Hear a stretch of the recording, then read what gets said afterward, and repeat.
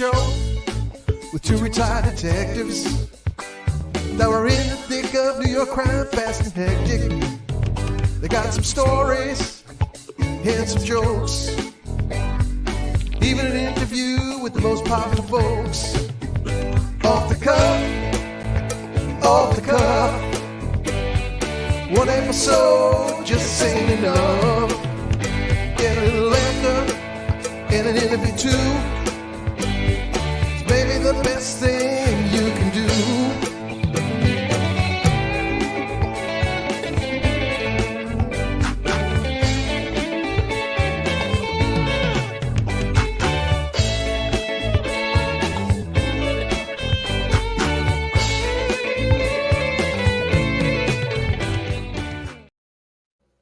Hello, everyone, and welcome to Police Off the Cuff, Real Crime Stories. I'm your host, Bill Cannon, retired 27-year veteran of the NYPD.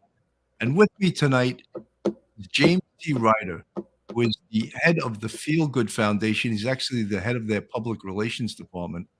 And it's an amazing organization.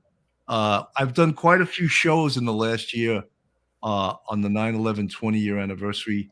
I'm a 9/11 first responder. My co-host, Phil Grimaldi, who's usually on, he's also a 9/11 first responder. And so is James Ryder. And he not only can talk the talk, but he walked the walk. He was an NYPD veteran. He's a former Marine. And it's my pleasure to have him on the show tonight. James, welcome to Police Off the Cuff, Real Crime Stories. Good evening, sir. Good to be here. Pleasure. Should I do a hoorah? Oh! Every Marine does that yell out. A couple of shows back trying to do that, and I swore tonight I was bringing you out. I don't ever, I had a lot of guys that worked with me and for me that were Marines, and one guy, Tommy Clark, was in homicide with me, God rest his soul. Every time he saw a Marine on the street, he would be like, and I'd be like, what the hell was that? He goes, I'm just saying hello. I was like, that's pretty cool. You said that you know Detective Tom Sullivan, also known as Sully. Well, I know of him. I don't know him Right. Personally. I know of him. Well, you should consider yourself lucky not to know him personally, because I'll tell you, we went on a bus down to 8th and I, the Marine Corps base where they house the Silent Drill Team and the President's Band, the Marine Corps Band, also known as the President's Home. A phenomenal parade to go to on summer nights in D.C. And he made us watch that movie, the old black and white movie called The D.I., 6 times on the way down and 6 times on the way back. And he walked the bus with the smoky on his head. He was a good man. He is still, thank God, a good man. But yeah, you learn things and you don't forget them in the Marine Corps. Well, I know there's a lot of NYPD that are Marines, and I won't say former Marine because I understand once you're a Marine, you die a Marine. You're always a Marine. And Yes. There's another good buddy of mine, Montgomery Delaney, who ran for Supreme Court Justice upstate, and he's retired out of the 4-4. He's, obviously was an attorney. He ran for Supreme Court Justice. He's a Marine, and he lists that as one of his biggest accomplishments of his life, which I find pretty interesting. Right. Yeah. Within reach of me right now is the closest thing to an M16A1 service rifle, which, by the way, is a lightweight, air-cooled, gas-operated shuttle weapon capable of shooting a 5.56 millimeter round on automatic or semi-automatic by the use of a selector level. It's in us forever, Bill. In us forever. That's great. That's great. Even we mentioned Joe Lisi, and I always say Joe Lisi's been on the show, and I said when he was introduced, not only is he a Marine, but he's probably the most successful actor in NYPD history. He's a serious actor. He's probably done over 100 TV shows. And he started very young. He was still on the job when he was doing that originally with Law and Order. And you come back to some of the old Chris Noth, it's the actor who was the one of the leads on Law and Order, if I'm speaking correctly here. And the episode would start with Joe Lisi and an RMP riding up on a DOA, not knowing he was riding up on the DOA. And I'm saying to my wife, that's him. That's the Joe Lisi I'm telling you about. He's been doing it from then and then forward. Third Watch, Law and Order, Sopranos, a hell of a career. Yeah, I remember he told me that I found it amusing. He goes, I in one episode of me playing a captain on TV, he goes, I made more money than I made being a real captain in a year on the Yeah, NYPD. And I was like, wow, Semper Bill. Fi, Susan from New Jersey, Semper Fi. Bill, I can give you put your mind at ease. You'll be making more money than all of us. YouTube has that ability. Your show is fantastic. You will get the followers, and you'll be making more than all of us. Just a Well, matter of thanks, time. James. I appreciate that. James, let's get into what the Feel Good Foundation is, because I think that it's so important. You see in the last couple of years the disrespect for law enforcement and all that stuff, and just how you guys had to fight for everyone for healthcare that should have been just a natural thing for the government to do for 9/11 first responders, and yet people were going to hold it back from people that were dying of all kinds of cancers. Yeah, And because of you guys, and specifically John Stewart, who was the celebrity component to this, and it's amazing the power of celebrity. yeah, It's unbelievable that people listen to them because they're celebrities. yeah. And Well, it also luckily, says something about Congress and their ooh and ah for a celebrity. And I don't mean to take away from Jon Stewart. He was our saving grace at the last minute. In a lot of different ways. We were torn, John, myself, and others. Where do you go? Do we go back to DC and walk the halls again, or do we go sit on the show with Jon Stewart? And we decided to do a little bit of both. And some of our guys from our team, as we called it, the A team, went to Jon Stewart's show, and that was it. The explosion started, and it was a very big part of our fight. But we're going there with people with medication co-payments that cost them more than their mortgage. That wasn't enough for Congress to believe in us. Here we are with the Hollywood celebrity, and they're starting to listen to us. I take nothing away from Jon Stewart and point that directly at the United States Congress and Senate. And it was a tough battle. And I will tell you, because it's no secret, I am a Ronald Reagan conservative, head to toe, left to right. John Field is not. Uh, Everybody has their opinion. Everybody has their right. Everybody has their political views, and God bless them all. I have. It's tragic that we don't have debate like we had with the likes of Ronald Reagan and Tip O'Neill, who fought the good fight every day and went out to drink every night, and so that was the same. But I use this phrase a lot: tear down this wall between politics and patriotism, and pass this bill. While I walked to Congress with John Field, a phenomenal person in his own right, who took tragedy and made it, talk about turning a lemon into lemonade. John turned it into the Amazon of lemonade stands, and justly so. How many people do you know, Bill, in your life that passed a bill in Congress at all? I am proud to say, incredibly proud to say, that hanging upstairs in my living room is my copy of the original bill signed by President Obama after it passed on December 23rd, 2009. He signed it in January 2010 in Hawaii, his residence in Hawaii. And right next to that, I have the bill for Donald Trump's signature, and I have his signature on that bill that he invited us to in the Rose Garden. And I was in awe of being in the Rose Garden. I don't think it's any secret that somebody who was a supporter of Reagan is going to be a supporter of Trump. But I said to John Field in conversations we had in our many drives to DC and New York back and forth, you don't have to respect the man if you should at least respect the office. And as much as I was not a fan of President Obama, I'm a big fan of the presidency of the United States, the greatest country in the world. And if we can put our politics and our personal opinions aside and pass this bill, that's great. But I'm embarrassed to say, and I still say it out loud, that it was my fellow Republicans that were our uphill battle. You know, James, that is disgusting. That is really disgusting because these Yeah. are the same people that are gung ho, and they do support the police in most things. But in this, it was disgusting that they weren't even in the Congress that day. Yeah. Most of them didn't show up. I find, you know, John, let me just play, just so people watching can get a feel of, you know, the 20-year anniversary of 9/11. I just want to, and I hate to show the buildings, but it really hits home, and I'd like the people watching just to see this. In an apparent terrorist attack on our country.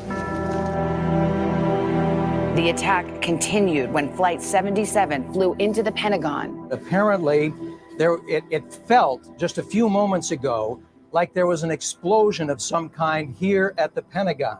We now have confirmed reports that a plane crashed into the Pentagon. For the first time ever, the entire U.S. airspace was shut down. Nearly 5,000 planes ordered to land immediately at the nearest airport. This country, in terms of air travel, has been immobilized. The White House and Capitol were evacuated. We're looking at the White House, Mick, because we are learning that there have been some evacuations from the White House. Then, the unthinkable. Ladies and gentlemen, I need you to clear this block.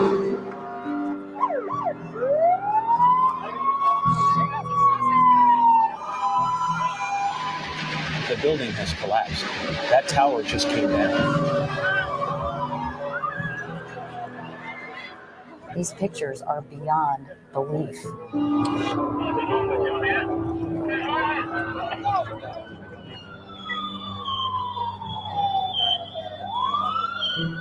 This is just the tip of the iceberg. There's going to be massive amounts of casualties. At 10:03 a.m., a fourth plane, Flight 93, crashed near Shanksville, Pennsylvania. Another large plane crashed as well, just north of Somerset County Airport, 80 miles southeast of Pittsburgh. Get away from this area. Get inside the building. And 102 minutes after the first plane struck the World Trade Center, the North Tower fell. The other tower of the World Trade Center has just collapsed.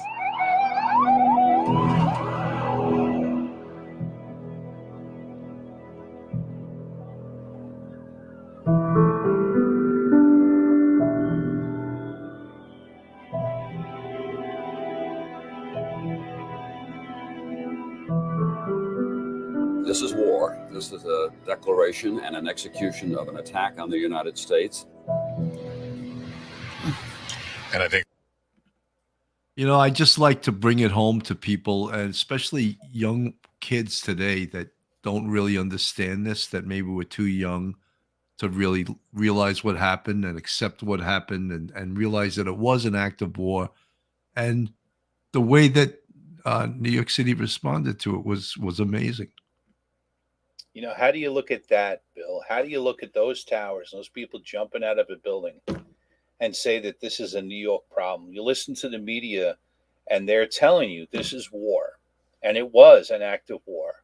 And we would walk the halls of Congress, and they would tell us this is a New York problem. Where the hell do you get that arrogance? Where the hell do you get off telling us that this is our problem, not yours? Let's not forget there was a congressman who came down to Ground Zero and took steel from Ground Zero, home to his home state, and built a building in memory of 9/11. How do you do that? How do you do that? How do you go to Ground Zero and take a selfie knowing there are over 2,000 pounds of bodies still down there that are unidentified because the DNA is just not recoverable? And only the family who are still missing people can go down there to that bottom floor of the museum. Tell me where else in society we have bodies that are stored and it's not a cemetery. James, we all worked in different capacities responding to Ground Zero. And I was there with 3 detectives when it happened. We sped down there from the 2-3 detective squad on 102nd Street. And luckily, we parked at South and Pike Street, and we walked toward the towers, because had we driven our car right underneath them, we probably wouldn't be here today. And over the course of the whole 9/11 thing, we did all kinds of different duties. I worked at the morgue. We worked security down there. I volunteered on the pile when I was off duty to go through it. And we all, rose to the occasion. And when you realize these politicians, and I have just such disdain for politicians. That word politician just really makes me sick, especially what we've seen in the last few years. And this took the cake. Like, thank God for the hard work of you guys. I have my co-host. He's actually at a wake, and he wanted to come on and just join us here for a second. Let me bring Phil Grimaldi in. Hey, Philly, how you doing? I'm good, Billy. How are you? Very good. This is James Ryder, who's the public relations director for the Feel Good Foundation. We were going over, 9/11, and he's involved in still raising money. In fact, folks, I today, and not to pat myself on the back, because I donated $200 to the Feel Good Foundation today, and you can personally go on their website. The Feel Good Foundation is spelled, I put it in the chat, FEALGOOD foundation.com, and you can donate directly. Put your credit card on there, or pay through PayPal. And please don't donate into here, because YouTube takes 1/3 of everything you donate. If you want to donate, please go right on the website and donate directly to the Feel Good Foundation website. Absolutely great charity. James, it's so great to meet you.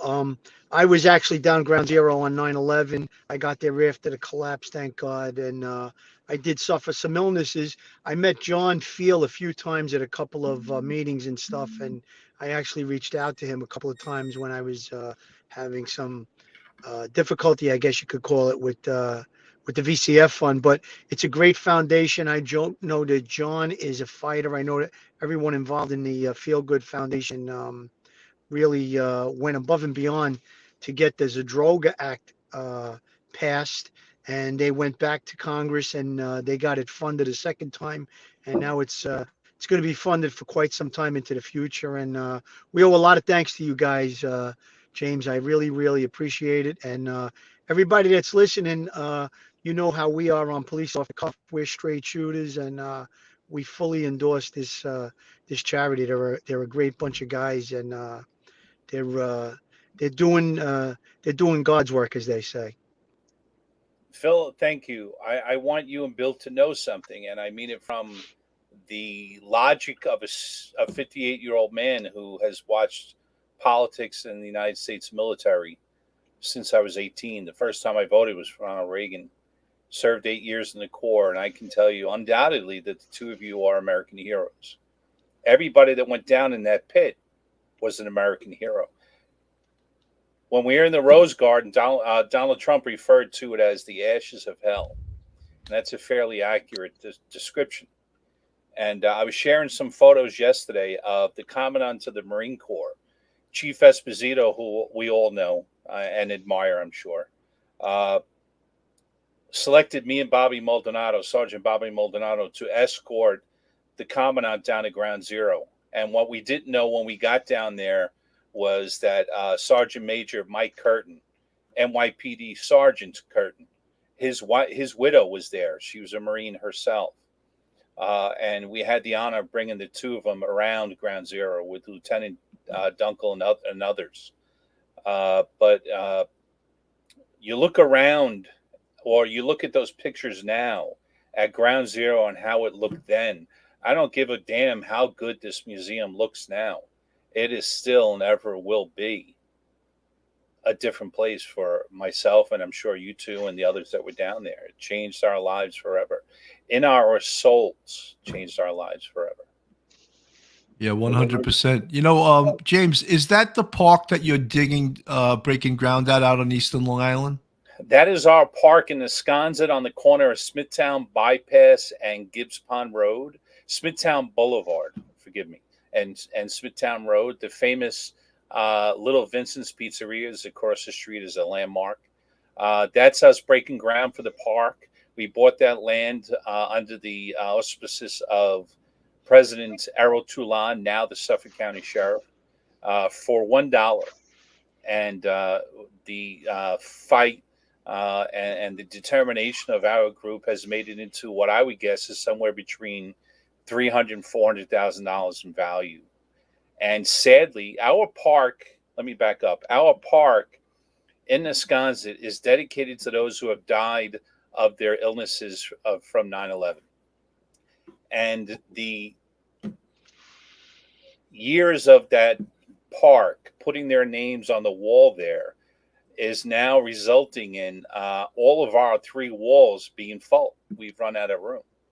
We were convinced then, we're convinced now that more people will be on that wall than were on the, or that have died on that day.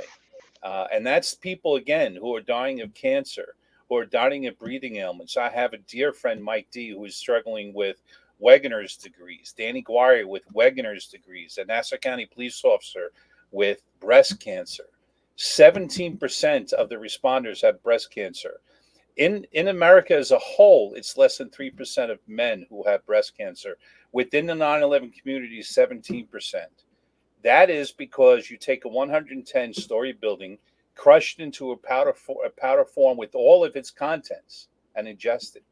600,000 square feet, 600,000 square feet of glass pulverized, human DNA floating in the air, plastic, asbestos, the first 40 stories of both buildings, every stairwell, there are 10 stairwells in both buildings, covered in asbestos. We ingested that. You, me, Phil, we all ingested that. And it affects you whether you realize it or not. Mesothelioma is the kind of cancer you can have in your body for 70 years before it decides to rear its ugly head. So, yeah, if you're not registered, you should be. And I say this respectfully, but, with a little candor as a Marine, if you're not registered, shame on you. You're an idiot. Get registered. You owe it to your family. You owe it to yourself.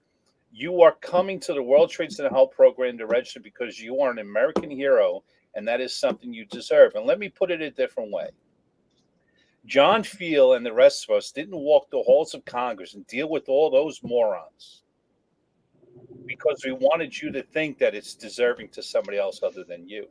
I don't give a doggone how healthy you are. You should register because you don't know what tomorrow brings. And you owe it to your family to get registered, to get the help you need, and to rest assured that no matter where you live in this country, you're getting that, your health, you're getting your coverage for your health.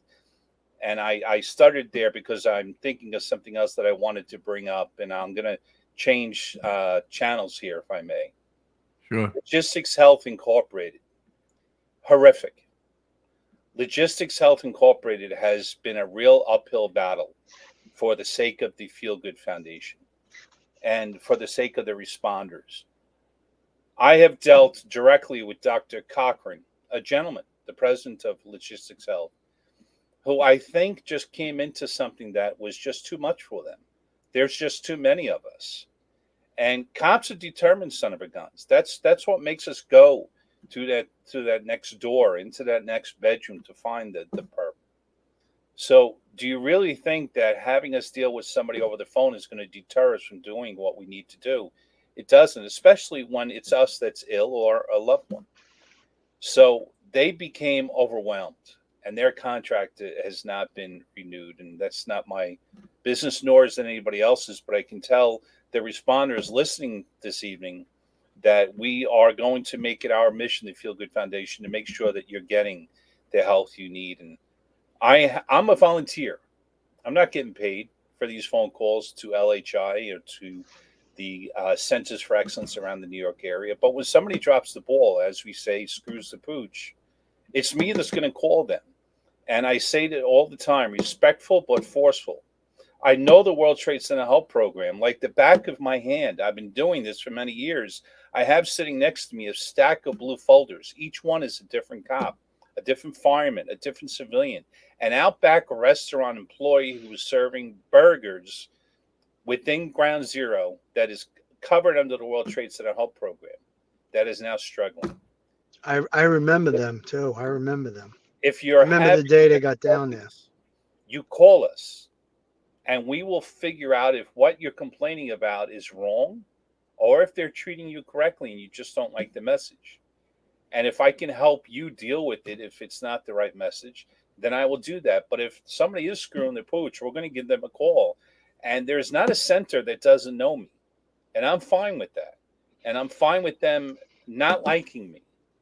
I don't want anybody to hate me because I don't want to hate anybody, but I want the responders to get what they need. And if that means I'm going to call you every morning, then I'm going to call you every morning. I'll be damned if I'm going to let Jim Bahamani be told, and I'm sorry I said his name because I'm about to say something sensitive, call me up and told me, Jim, I have blood in my stool, and they're telling me to call him back in 30 days. I flipped.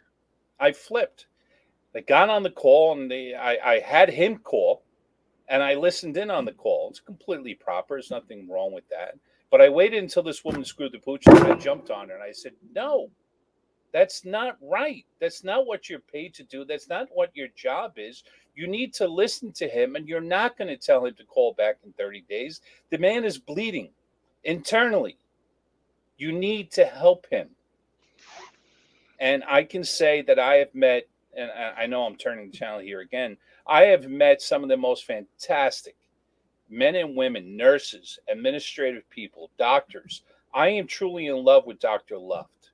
Fantastic. Dr. Wilson, fantastic. Dr. Wright, fantastic. And the list goes on. I deal with the nurses every day. I deal with the social workers every day. It is just jam-packed with great people. But if there's a human factor, we're all going to have what we say in the Marine Corps. We're always going to have our 10%. So it's that 10% that I have to deal with. And sometimes it's a difficult conversation, but I'm fine with that as long as the responders are getting what they need. And that's why I fell in love with John Field a long time ago, because one of the very first nights that I had dealt with John, I was still on the job. We had to go scare the crap out of a drug dealer who was giving too much of the wrong medication to a off-duty cop. This cop was hooked on painkillers. We went to Jersey and filled the refrigerator. We went to Jersey another time and paid for a funeral. We went to Staten Island and met with the wife while she's in there looking at the coffin, and we gave her the cash for that funeral. We were glad to do that because other people were kind enough to give us this money, and we made sure that this money went to the right people in need. James, can I just stop you for 1 second? I just want to play the Congress, the meeting in Congress where Jon Stewart spoke and got very emotional. I think this is so powerful, and I think it would be great for everyone that's watching this show to take a look at this.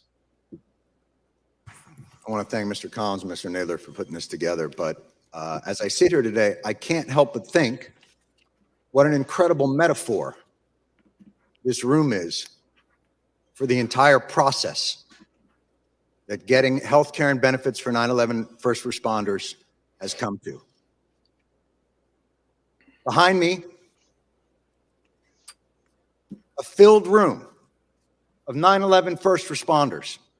And in front of me, a nearly empty Congress. Sick and dying, they brought themselves down here to speak to no one. Shameful. It's an embarrassment to the country, and it is a stain on this institution. You should be ashamed of yourselves for those that aren't here, but you won't be. Because accountability doesn't appear to be something that occurs in this chamber. We don't want to be here.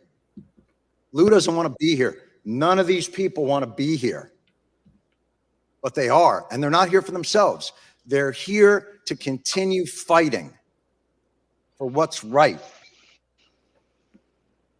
Lou's going to go back for his 69th chemo. the great Ray Pfeiffer would come down here, his body riddled with cancer and pain, where he couldn't walk. And the disrespect shown to him and to the other lobbyists on this bill is utterly unacceptable. You know, I used to get, I would be so angry at the latest injustice that's done to these men and women.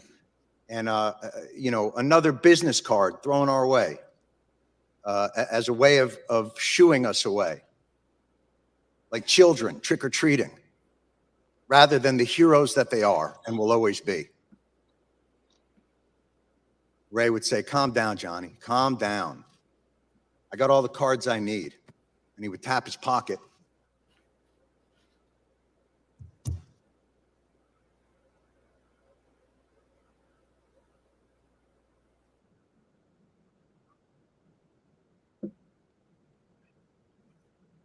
Where he kept the prayer cards. 343 firefighters.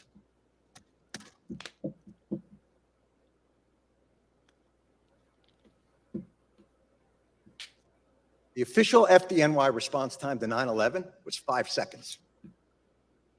5 seconds. That's how long it took for FDNY, for NYPD, for Port Authority, for EMS to respond to an urgent need from the public. 5 seconds. Hundreds died in an instant. Thousands more poured in to continue to fight for their brothers and sisters.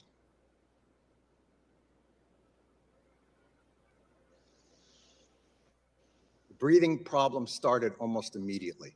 They were told they weren't sick, they were crazy.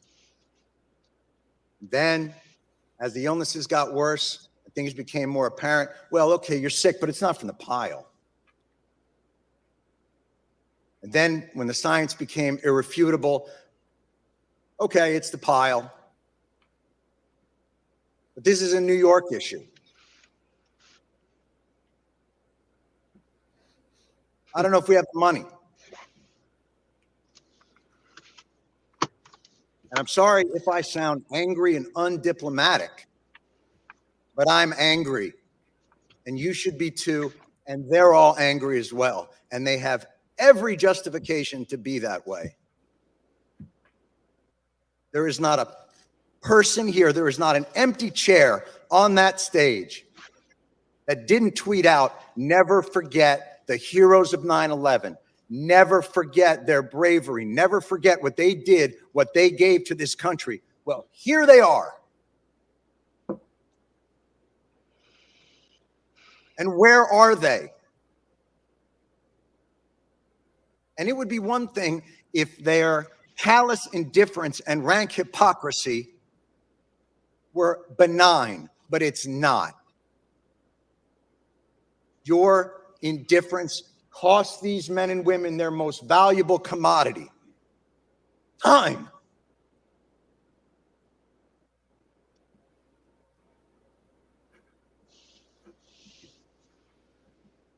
The one thing they're running out of. This should be flipped. This hearing should be flipped. These men and women should be up on that stage, and Congress should be down here answering their questions as to why this is so damn hard and takes so damn long. And why, no matter what they get, something's always pulled back and they got to come back.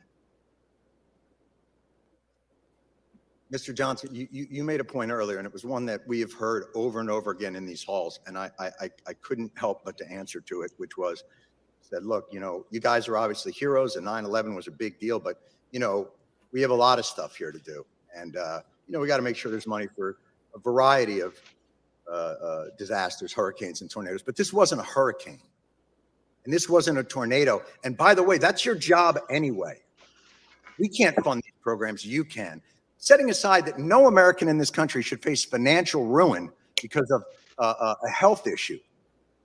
Certainly 9/11 first responders shouldn't have to decide whether to live or to have a place to live. And the idea that you can only give them 5 more years of the VCF because you're not quite sure what's going to happen 5 years from now. Well, I can tell you, I'm pretty sure what's going to happen 5 years from now. More of these men and women are going to get sick and they're going to die. And I am awfully tired of hearing that it's a 9/11 New York issue. Al-Qaeda didn't shout death to Tribeca. They attacked America, and these men and women and their response to it is what brought our country back. It's what gave a reeling nation a solid foundation to stand back upon, to remind us of why this country is great, of why this country is worth fighting for. And you are ignoring them.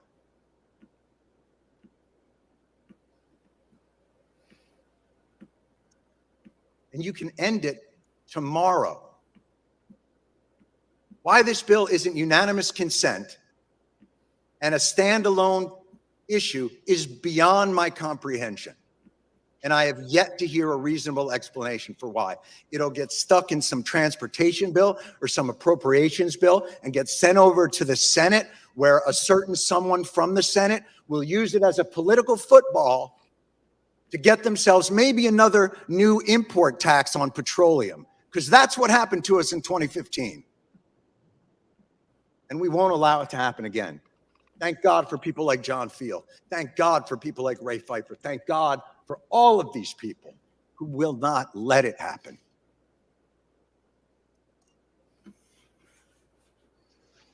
They responded in 5 seconds. They did their jobs. Courage, grace, tenacity, humility. 18 years later, do yours. Thank you.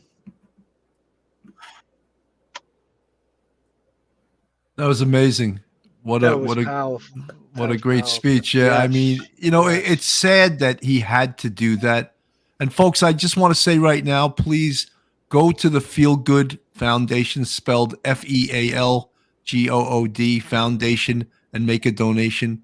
These guys are still doing God's work. I'm going to actually put it in the chat. I'll spell it out for you. Not to blow my own horn, but I made a $200 donation this afternoon because I don't want to talk the talk and not walk the walk. All right. So that's how you spell it right there. It's in the chat. Go to the chat, make a donation to the Feel Good Foundation. There's still people dying of horrendous cancers, still people that have horrendous health problems. And not just do these health problems bring on problems with paying for it, but other problems because they have other financial problems to deal with these health problems.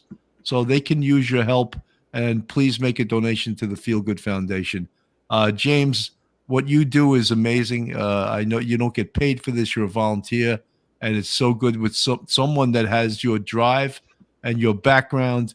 And of course, you're a Marine, and we'll never forget that. And you're doing God's work, and we've said that a million times. Thank you, Bill. Thank you very much. 1,000 stories to be told about fighting the good fight in Congress. Lou Alvarez was a gentleman.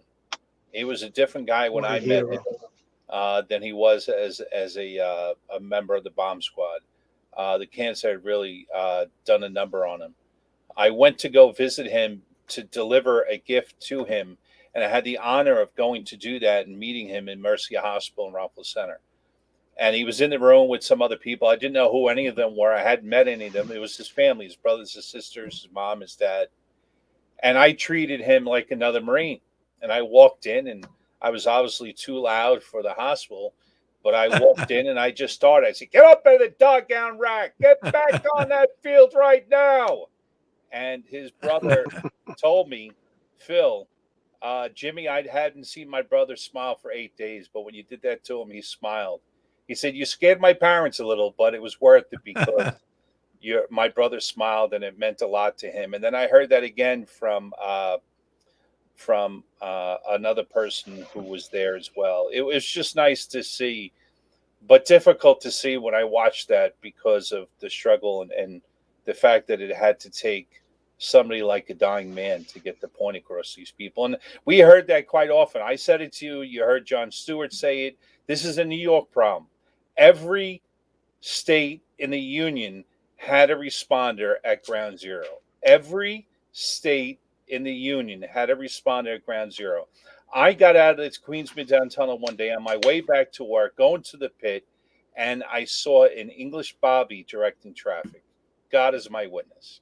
An English Bobby directing traffic. They came from other countries once the flights opened back up to come down to ground zero and help us. And they're trying to tell us, and they did quite often, this is a New York problem. Who the hell do you think you are? That's pure arrogance. Pure arrogance. There was a lot of that to go around. I remember I quoted, like I said, Ronald Reagan, and we were in a crowd at the press, one of the many pressers that we did. And I stepped back in the crowd and away from sight. And Chuck Schumer grabs me by the arms and shakes me and says, I loved Ronald Reagan. I loved Ronald Reagan. The stories like that you hear, and you had mentioned earlier, Bill, about politicians and just in general. But I've politics in DC is like, watching sausage being made. You don't want to watch it, but you enjoy it once it's done. And for us, it's a bill that we enjoy every day for the sake of the responders.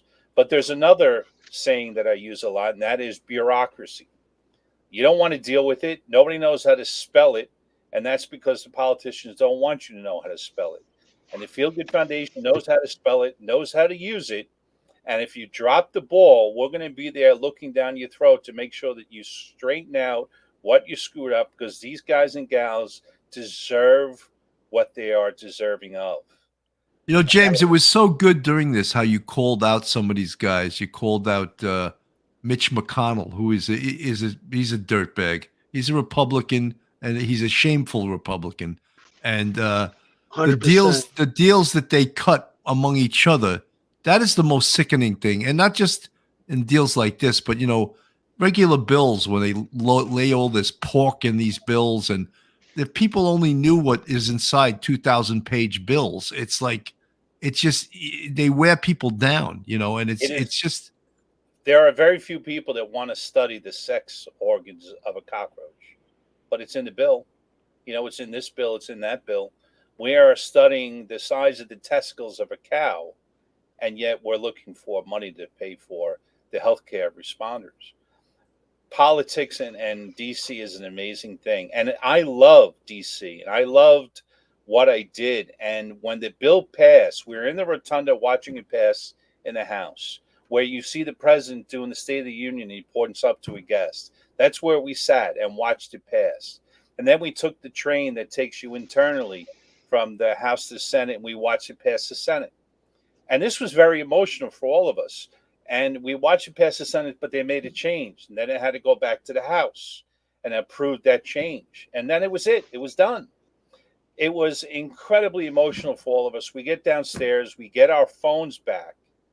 And I started to type to my wife on my phone, Irene, we just moved a mountain. And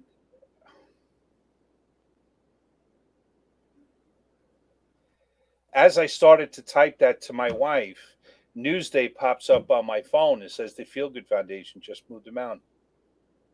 Wow. Amazing. Let me just play this. Why was this a fight at all? A fund set up to compensate the 9/11 first responders? Well, thanks to this bill now, they may never have to have this fight again. The heroes of 9/11 finally declaring victory on Capitol Hill. The Senate gallery erupted in applause as the bill that essentially permanently funds care for 9/11 first responders, survivors, and their families overwhelmingly passed 97-2. Survivors cheered, as did their longtime advocate, comedian Jon Stewart. The former Daily Show host even cracked jokes after the bill's passage. Yes, I think we can all agree I'm the real hero. I'm hopeful that today begins the process of being able to heal without the burden of having to advocate. Securing the funding wasn't always certain, as Republican Senators Rand Paul and Mike Lee temporarily blocked the bill, raising objections about offsetting the cost. We whipped your asses. 97-2. Uproar began weeks ago when Stewart and survivors like Detective Luis Alvarez, who was in the final weeks of his life, spoke before Congress, ripping lawmakers for failing to fully fund the program. They did their jobs. Do yours. Now, a bittersweet sigh of relief. Yes, I cried with John, but that was to exhale. That was to get 18 years of pain and suffering out, and I believe it's out. And your President Trump is expected to sign the bill, but 343 firefighters died on 9. Amazing. I just wanted to play that because it was such a great, now, I mean, it's funded forever, basically, right? It's funded for as long as 9/11. 2099 or something. They say that politics, I'm sorry, 2090. 2090. The World Trade Center Help Program will continue. Why so far from now? Well, none of us are going to be alive in 2090. I don't care how healthy you are. I'm working out, though, man. Good for you, Bill. You keep that going. The children in that area are eligible for the World Trade Center Help Program. The students in the grade school, the high school, and the college that were in that area were eligible for the World Trade Center Help Program and still are to this day. And that's why it went as far as it did. You look, hindsight's 2020. When the bill first passed, it didn't cover cancer. We didn't know about cancer. I mean, Christine Todd Whitman told us the air was clean, didn't she? Yes, so she did. So how did we know that cancer was an issue? But it was added to the bill later, thanks to John Field and the determination of the Feel Good Foundation fighting the good fight. But I want to say something because it needs to be said. I would be remiss if I didn't say Congressman Peter King. Great help from the Republican side. Congressman Weiner, leave that over there. Senator Gillibrand, Senator Moynihan, Senator Schumer.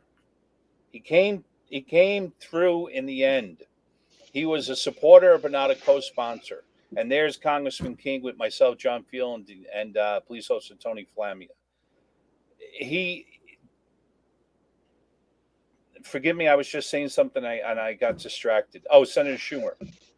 He was a sponsor of our bill, and he wasn't a co-sponsor, and it took some tough conversation at the end to finally get him to agree to be a co-sponsor. So here is a guy, a Ronald Reagan fan, a Democrat, and it was an uphill battle to get his support. As a New Yorker, go figure, right? You should have been an instant co-sponsor. And for those who don't know, being a sponsor is one thing. That means you can do a John McCain and change your mind at the last minute. Being a co-sponsor means you've committed your vote. You're going to pass that bill, or at least try to anyway. So you've committed your vote, and we couldn't get until the good fight lasted quite a long time to get Senator Schumer. But in the end, he did. And it was Senator Gillibrand. I have a picture upstairs of my wife hugging Senator Gillibrand. That had nothing to do with politics.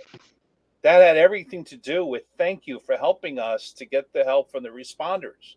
And nobody knows the World Trade Center Help Program as much as me and my kids, because they hear me talking to responders each and every day about what it is they're deserving of, what it is they need to do. And my wife and kids hear me talking every day to these different people. No, that's not acceptable. No, that's not right. And let me know what's happening with you. And I try to get in touch with a respondent before we all got on here tonight who's having trouble with LHI. And my job is to get him the help he needs as an advocate. Yes, I'm a volunteer, but my dad was a union guy. My mom was a union guy. Patrick is the kind of cop that jumps out of trees to catch the bad guy. I guess it's in us. We're fighting Irish. And by the way, Jim Cohn's nephew, Jack Cohn, is the quarterback of Notre Dame. I know. I saw that. That's amazing. That's fighting unbelievable. Irish, and we're very proud of our family history, and we all believe in fighting for people. And I'm honored to do what I do with John Field. That's fantastic. Now, go ahead. Can I make a quick comment, Bill? I want to make a comment about some of the stuff that Jon Stewart said in that piece that Bill played. Number one, yes, people got sick right away. I lost my voice within a week or two. Didn't know what it was. It lasted for quite some time. I was groggly. I went to the doctor. They gave me some steroids. It went away. It came back. Second time around, they scoped me, and I had a polyp on my vocal cord, and that's where it started. I developed some breathing issues, and on and on and on. Thank God, in 2007, a colleague convinced me to go to the World Trade Center Health Program. I was saying, no, this is a guy that had cancer, Lieutenant Billy Serpy. I just spoke with him today, as a matter of fact. Every year, Christmas time, I send him a little something because I feel like the guy saved my life. He convinced me to do it. I kept, pulling that macho BS. No, it's for you guys. People have cancer. He came to me and said, I could hear that you're not breathing good. I could tell you're not feeling good. He just looked at me. He saw my face, my eyes. I went, they diagnosed me with a bunch of things. It took me from 2007 to about 2013 to get a baseline where my breathing was almost back to where it was supposed to be. I was 23% diminished. Now, I owe a lot of it to, like I said, Bill Serpy, but also Dr. Irish Udison, the professor over at Rutgers. They have a spot out in New Jersey. I was living in Staten Island at the time, and I went there. She and her team are fantastic. There have been people that had problems with different, I don't want to single out anybody, but different health plan, World Trade Center health programs around the city, and I pulled them into, transferred them over to Rutgers, and it was like a breath of fresh air. They are just good people. They roll out the red carpet for cops, firemen, anybody that was down there. They treat you with respect. They've never told me no on anything. They've really gone above and beyond. A real big shout out to them. And there's some good people out there, and guys like you and John Feelgood, John Feel rather, from the Feel Good Foundation, and John Stewart and that Lou Alvarez. That was a true American hero. That guy almost took his last breath trying to fight for this bill. He died a few days after being up there, as everybody knows. And there's not much more to say about that. I think about that. He could have been sitting with his family, maybe enjoying his last few days, and instead he was there fighting for all of us. And God bless him in heaven. God bless his family. And it's really great. Thank you very much. That's all I could say is thank you very much. Bill, we didn't cover tonight, and I'm sorry if I'm rushing you. We didn't cover PTSD. I spent a lot of time talking to a particular doctor, Dr. Dennis Dimmers, who was kind enough to spend time with me so I could speak professionally about this. He's been studying PTSD since it was called shell shock or battle fatigue after the Vietnam War. That's a long time to be studying PTSD. 90%. That's the number we're told. I think it's a lot higher. And 90% of responders struggle with PTSD, some level of PTSD. I think it's important for everybody to know that the help is there. It's covered. Your professional that you go into will be covered. HIPAA law will protect you. Your privacy will be secured. And if you're dealing with ground zero, to some degree, you're dealing with some level of PTSD. The one word I've gotten from him that I've said to responders time and time and time again is desensitize. Speak to somebody. Speak to a fellow officer. Speak to a fellow fireman. Speak to a fellow Outback restaurant employee who was there that day. Find a complete stranger and talk to them. Go and talk to your priest. You need to desensitize what's going on in your head. Get it out. Speak about it. And that is your solution. And I'll say two things about that.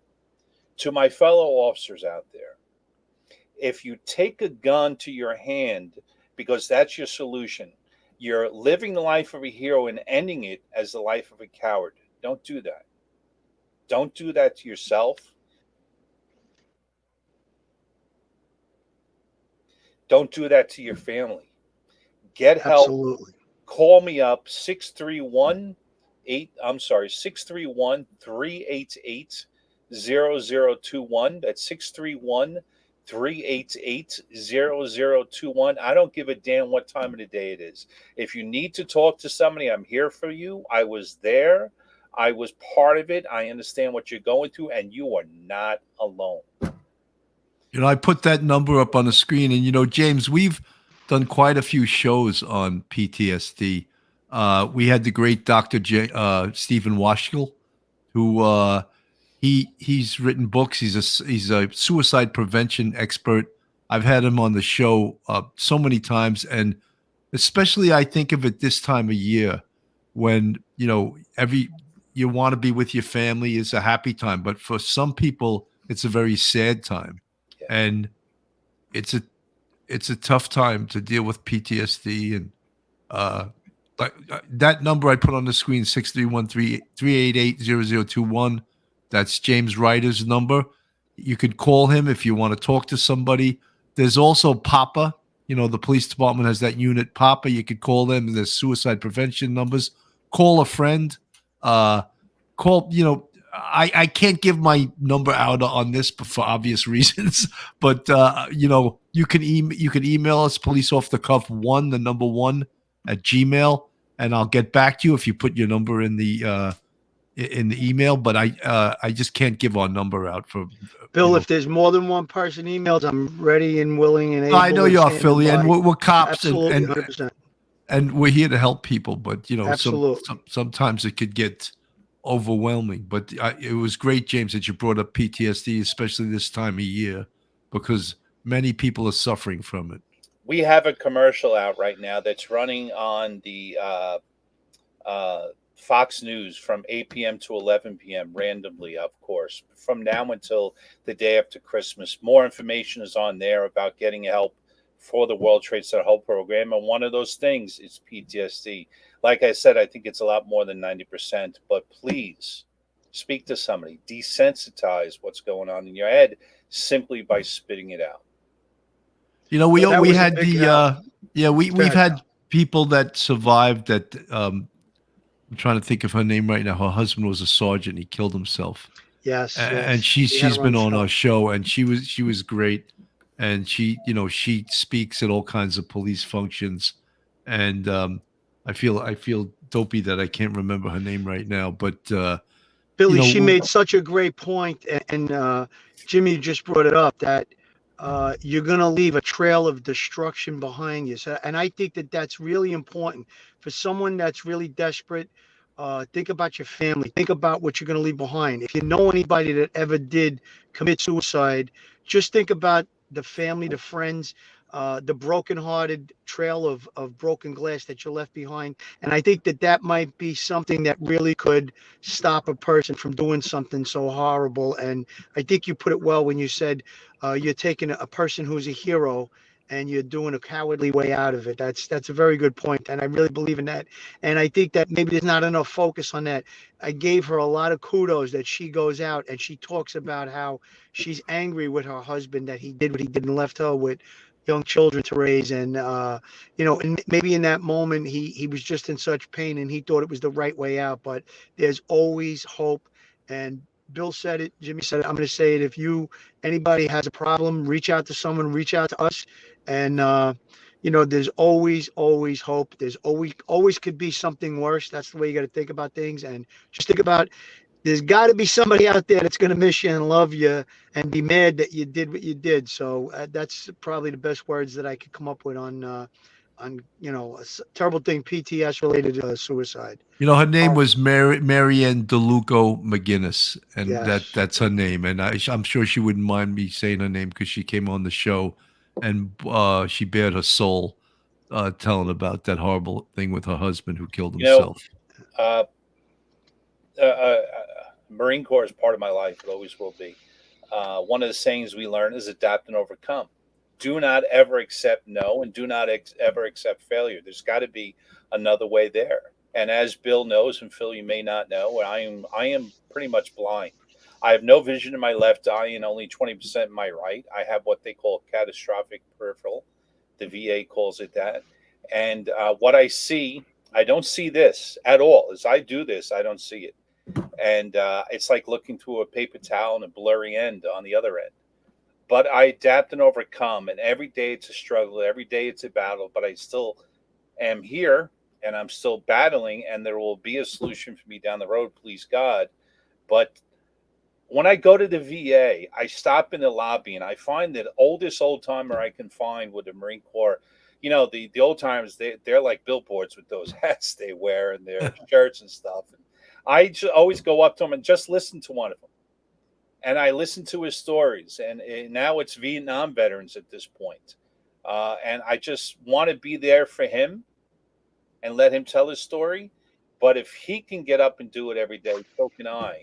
And you need to know, as a cop, there's somebody out there struggling just like you, or fireman, or somebody else. I was a volley in Limerick for 2 years. Let's bitch together. Let's just fucking go nuts together, and and piss on our own graves before we get there, if that makes any sense. And James, cops are the biggest complainers on earth, and they love to complain. And that's part of the way you get through the job, is just to complain about everything. I used to have a sergeant from street crime, Frank Cush, and I remember he said, something. He goes, people on this job are so ridiculous. If they said, look, don't come to work anymore. Just once a month, go pick up your check at this location. That same person would say, can't they mail it to me? Yeah. Good example. Yeah. I thought it was great. Bill, I spoke to you privately before we started, but Phil, I didn't get a chance to tell you. I think this show's great. I think the two of you are doing a fantastic job, and I enjoy it every day. I really do. Thank you so much. That's really a great compliment. Really means a lot. James, do you have any final words? We're at an hour right now. I don't usually like to go much past an hour because our fans start fleeing. So all the donations we get today are going to hopefully go right towards the park. We have now filled up our park walls. We don't have any more room. So many people have died. We've run out of room. We're going to have to build new walls and such. So we're asking, or we're hoping to put the donations from today to go towards that. Twitter is at FGF1, FGFONE, FGF1.com, FGFONE.com. And you have my cell phone number.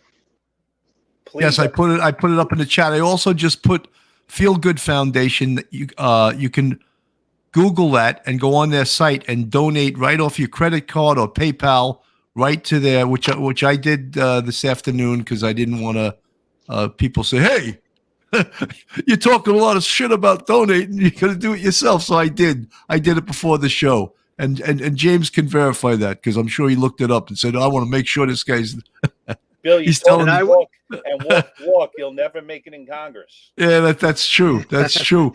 I also will be donating after the show. I give you my word on that. Thank you, Phil. Absolutely. Thank you. Philly, you have any last words? Last words. I did call John Field one time. I had his card, and he called me right back. And I can say that I stand up for this foundation. Just look at those quick news clips that Billy played with John Stewart, Lou Alvarez, Jimmy, and I think they also had Don Phil was there.